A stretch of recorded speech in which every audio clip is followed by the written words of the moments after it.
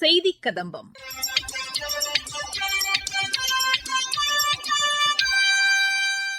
இன்றைய செய்தி கதம்பத்தில் பிரதமரின் பரீக்ஷா பே சர்ச்சா நிகழ்ச்சி குறித்து நாமக்கல் மாவட்ட மாணவர்கள் தெரிவிக்கும் கருத்துகள் குறித்து எமது செய்தியாளர் வழங்கும் செய்தி தொகுப்பு, மத்திய அரசின் யாஷஸ்வி கல்வி உதவித்தொகை திட்டத்தில் சேலம் அரசு பொறியியல் கல்லூரி அகில இந்திய அளவில் முதலிடம் பெற்றுள்ளது குறித்து செய்தி தொகுப்பு மற்றும் மத்திய அரசின் சமூக வலைதள பதிவுகள் உள்ளிட்டவை இடம்பெறுகின்றன.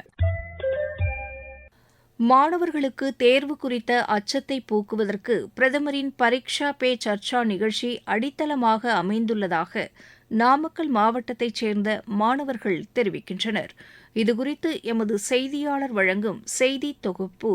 நாமக்கல்லில் தேர்வுக்கு தயாராகும் மாணவர்களுடன் பிரதமர் திரு நரேந்திர மோடி கலந்துரையாடிய பரீட்சா பே சர்ச்சா நிகழ்ச்சியை காணொலி வாயிலாக 10 மற்றும் 12ஆம் வகுப்பு மாணவ மாணவிகள் பார்வையிட்டனர். முதன்முறையாக நாட்டின் அனைத்து பகுதிகளையும் உள்ளடக்கிய வகையில் தமிழ்நாடு, சத்தீஸ்கர், குஜராத், அசாம் உட்பட நாட்டின் அனைத்து பகுதிகளை உள்ளடக்கிய வகையில் பல்வேறு நிகழ்வுகள் இதற்காக நடத்தப்பட்டன.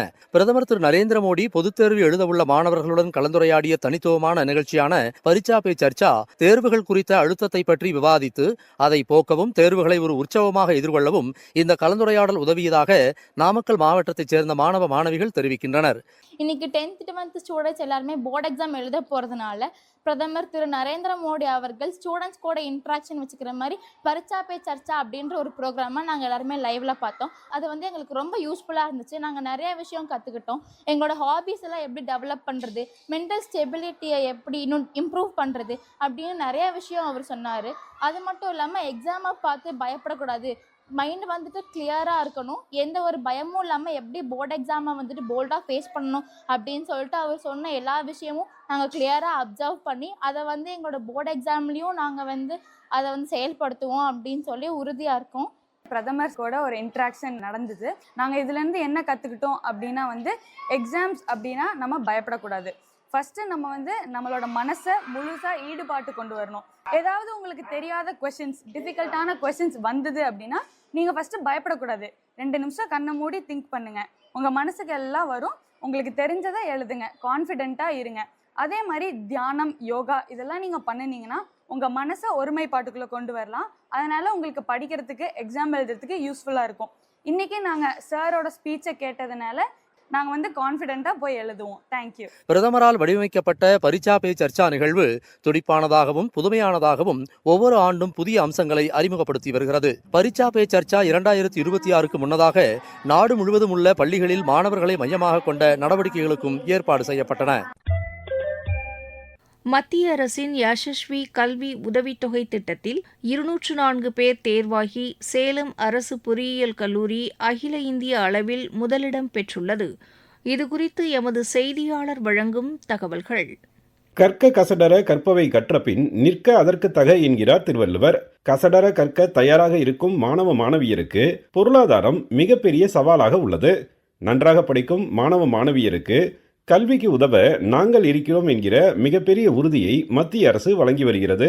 குறிப்பாக அதிக அளவு பணம் தேவைப்படக்கூடிய பொறியியல் கல்வியை பயிலும் ஏழை எளிய குடும்பங்களைச் சேர்ந்த திறமையான மாணவ மாணவியருக்கு ஆண்டுக்கு 50,000 ரூபாய் கல்வி உதவித்தொகை வழங்கும் வகையில் மத்திய அரசின் அகில இந்திய தொழில்நுட்ப குழு யாசஸ்வி என்கிற புதிய கல்வி உதவித்தொகை திட்டத்தை 2024-2025 கல்வியாண்டு முதல் அறிமுகப்படுத்தியுள்ளது. நாடு முழுவதும் இந்த கல்வி உதவித்தொகை திட்டத்தின் கீழ் 2593 மாணவ மாணவியர் தேர்வு பெற்றுள்ள நிலையில் தமிழகத்தைச் சேர்ந்த 430 மாணவ மாணவியருக்கும் இடம் கிடைத்துள்ளது. இதில் சேலம் அரசு பொறியியல் கல்லூரியைச் சேர்ந்த 204 மாணவ மாணவியர் தேர்வாகி சாதனை படைத்துள்ளதாக கூறுகிறார் கல்லூரி முதல்வர் கீதா. ஸோ இந்த Yashasvi ஸ்காலர்ஷிப்ன்றது last year initiative, academic 24-25 initiative ஆனது. ஸோ இதில் 430 நம்மளுடைய ஸ்டேட்டுக்கு, தமிழ்நாட்டுக்கு அசைன் பண்ணப்பட்டது. அதில் 204 கவுண்ட் நம்ம காலேஜ் ஸ்டூடெண்ட்ஸ்க்கு கிடைச்சது. நான் ரொம்ப பெருமைப்படுறேன். அனைத்து சான்றிதழ்களையும் முறையாக இணைத்து விண்ணப்பித்ததன் காரணமாக சேலம் அரசு பொறியியல் கல்லூரி மத்திய அரசின் யாசஸ்வி கல்வி உதவித்தொகை திட்டத்தில் அகில இந்திய அளவில் முதலிடம் பிடித்திருப்பதாக கூறுகிறார் அலுவலர் மகேஸ்வரன். ஜிசி சேலத்தை பொறுத்த வரைக்கும் அது எந்த விதமான மிஸ்டேக்ஸும் இல்லாமல் ப்ராப்பராக நாங்கள் வெரிஃபை பண்ணி ஃபார்வர்ட் பண்ணுறதுனால எங்கள் ஸ்டூடெண்ட்ஸுக்கு அதிகமாக கிடைச்சிருக்கு. அது ஃபஸ்ட் டைம் அப்படிங்கிறதுனால நாம் ப்ராப்பராக பண்ணனால 204 மாணவிகளுக்கு இங்கே கிடைச்சிருக்கு. இது த்ரூ அவுட் இந்தியாவே நாம தான் ஃபர்ஸ்ட் அப்படிங்கிறத நான் தெரிவிச்சேன். குடும்பத்தின் பொருளாதார நிலையை மீறி தங்களை படிக்க வைத்து வரும் பெற்றோரின் பாரத்தை இந்த கல்வி உதவித்தொகை குறைத்துள்ளதாக மாணவியர் தெரிவித்தனர். இந்த ஸ்காலர்ஷிப் அமௌண்ட்னால இன்னும் ஃபர்தராக என்னுடைய காலேஜ் ஃபீஸ் ஆகட்டும், எனக்கு ஸ்பெசிஃபிக்காக அகாடமிக்கில் தேவையான இன்டர்ன்ஷிப் ப்ரோக்ராம் போகிறதுக்கான அமௌண்ட், மெஸ் ஃபீஸ், இதெல்லாம் என்னோட ஓன் அமௌண்ட்டில் பண்ணுறேன் அப்படிங்கிறப்ப ரொம்ப சந்தோஷமாக இருக்குது. இந்த amount mess bill, hostel fees எல்லாமே கட்டுறதுக்கு ரொம்ப ஹெல்ப்ஃபுல்லாக இருந்துச்சு. ஈவன் அப்பா டெய்லி வேஜஸாக இருக்கிறதுனால ரொம்ப யூஸ்ஃபுல்லாக இருந்துச்சு இந்த cash prize. Thank you to the government and the management for providing such scholarship. நாங்கள் ஒரு வாடகை வீட்டில் தான் இருக்கோம். அதுக்கும் நிறைய அமௌண்ட் செலவாகும். எங்கள் அப்பா அம்மா 2 பேருமே தோட்ட வேலை தான் செஞ்சுட்ருப்பாங்க. வேறு எந்த இன்கமும் எங்களுக்கு கிடையாது. இந்த ஸ்காலர்ஷிப் ரொம்பவே ஹெல்ப்ஃபுல்லாக இருந்துச்சு. வீடு ரொம்ப கஷ்டப்படுற ஃபேமிலி தான். அப்பா டிரைவராக இருக்கார். வீட்டில் படிக்க வைக்கிறதுக்கு ரொம்ப கஷ்டப்பட்டு தான் படிக்க வைக்கிறாங்க. இந்த ஸ்காலர்ஷிப் அமௌண்ட்டால் எனக்கு என்னோடய ஸ்கில் டெவலப் பண்ணுறதுக்கும், நான் படிக்கிறதுக்கும், எனக்கு மற்ற பொருட்கள் எல்லாம் வாங்குறதுக்கும் ரொம்ப யூஸ்ஃபுல்லாக இருக்குது. கல்வி மட்டுமே ஒருவரின் வாழ்க்கையை நேர்மறையாக மாற்றியமைக்கும். அதற்கான வாய்ப்பினை மத்திய அரசின் யாசஸ்வி திட்டம் பெரிய அளவில் உருவாக்கி வருகிறது என்பது குறிப்பிடத்தக்கது. நாகை மாவட்டத்தில் அரிய வகை ஆலிவ் ரிட்லி கடல் ஆமையின் முட்டைகளை சேகரிக்கும் பணிகள் தொடங்கியுள்ளது. இதுகுறித்து எமது செய்தியாளர் வழங்கும் தகவல்கள்.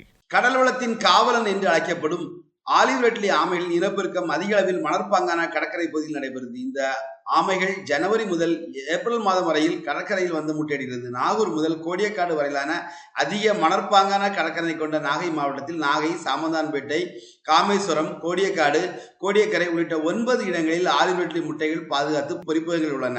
கடலில் இருந்து சுமார் 30 மீட்டர் கரைக்கு வந்து குழி தோண்டி ஆலிவ் ரிட்லி ஆமைகள் முட்டையிட்டு பின்னர் அந்த குழியினை ஆமைகள் மூடிவிட்டு அங்கிருந்து சென்றுவிடும். ஒரு ஆலிவ் ரிட்லி ஆமை சராசரியாக 100 முதல் 170 முட்டைகள் வரை விடும் தன்மையினை கொண்டதாக காணப்படுகிறது. தற்போது கடல் ஆமைகள் முட்டையிடும் காலம் தொடங்கியுள்ளது. இந்த முட்டைகளை நாய், கீரிப்பிள்ளை, பாம்பு, பறவைகளிடமிருந்து பாதுகாத்து அவைகள் பொறிப்பகத்தில் சேகரிக்கப்பட்டு பொறித்து குஞ்சுகளாக வெளிவர வனத்துறையினர் தீவிரமாக பாதுகாக்கும் பணியில் ஈடுபட்டுள்ளனர். 45 முதல் 60 நாட்களில் ஆலிவ் ரிட்லி முட்டைகள் பொறிப்பகத்தில் இருந்து பொறித்து குஞ்சுகளாக வெளிவருகிறது. ஆலிவ் ரிட்லி ஆமைகள் முட்டைகளை கடற்கரையில் விட்டு சென்று பின்பு அவற்றை வனத்துறையினர் சேகரித்து பொறிப்பகத்தில் வைத்து குஞ்சுகள் பொறித்த பின்பு கடற்கரையில் கொண்டு விடுகிறார்கள். முட்டையிட்ட தாய் ஆமைகள் எதிர் திசையில் கடலின் ஆழப்பகுதியில் நினைவாற்றலால் காத்து நின்று அதன் குஞ்சுகளை அரவணைத்து அழைத்து செல்வது இதன் தனிச்சிறப்பு. மத்திய அரசின் சமூக வலைதள பதிவுகள். குடியரசுத் தலைவர் திருமதி திரௌபதி முர்மு ஒடிசா மாநிலம் சிம்லிபாலில் பழங்குடியின இளைஞர்கள் மற்றும் பெண்களிடையே உரையாடினார். கல்வியின் முக்கியத்துவம் குறித்து எடுத்துரைத்த அவர் அரசின் நலத்திட்ட உதவிகளை பயன்படுத்திக் கொள்ள வேண்டும் என்று அறிவுறுத்தினார். வளர்ச்சியடைந்த இந்தியாவை உருவாக்க திறன் மேம்பாடு, தன்னம்பிக்கை, உள்நாட்டு தயாரிப்புகள், கடமை, தூய்மை ஆகிய 5 உறுதிமொழிகளை ஏற்குமாறு மாணவர்களுக்கு பிரதமர் திரு நரேந்திர மோடி அறிவுறுத்தியுள்ளார். விவசாயிகளின் முன்னேற்றத்தை கருத்தில் கொண்டு விவசாயத்திற்கான டிஜிட்டல் பொது உட்கட்டமைப்பு உருவாக்கப்படும் என அறிவிக்கப்பட்டுள்ளதாக மத்திய வேளாண் அமைச்சர் திரு சிவராஜ் சிங் சௌஹான் கூறியுள்ளார். பிரதமர் திரு நரேந்திர மோடியின் பரீக்ஷா பே சர்ச்சா நிகழ்ச்சியை புதுதில்லியில் மத்திய அமைச்சர்கள், அதிகாரிகள் மற்றும் மாணவர்களுடன் அமர்ந்து பார்வையிட்டதாக மத்திய இணையமைச்சர் டாக்டர் எல் முருகன் தெரிவித்துள்ளார். இந்த நிகழ்ச்சியில் மாணவர்கள் பெரிய கனவை காண வேண்டும் என்று ஊக்குவித்து அவர்களிடம் பிரதமர் நம்பிக்கை உணர்வை விதைத்ததாக டாக்டர் எல் முருகன் கூறியுள்ளார். இந்தியா, அமெரிக்கா இடையேயான வர்த்தக ஒப்பந்தம் தொழில்துறை வளர்ச்சிக்கு வலு சேர்க்கும் என்று ஃபிக்கி தெரிவித்துள்ளதாக தகவல் ஒலிபரப்பு அமைச்சகம் தெரிவித்துள்ளது.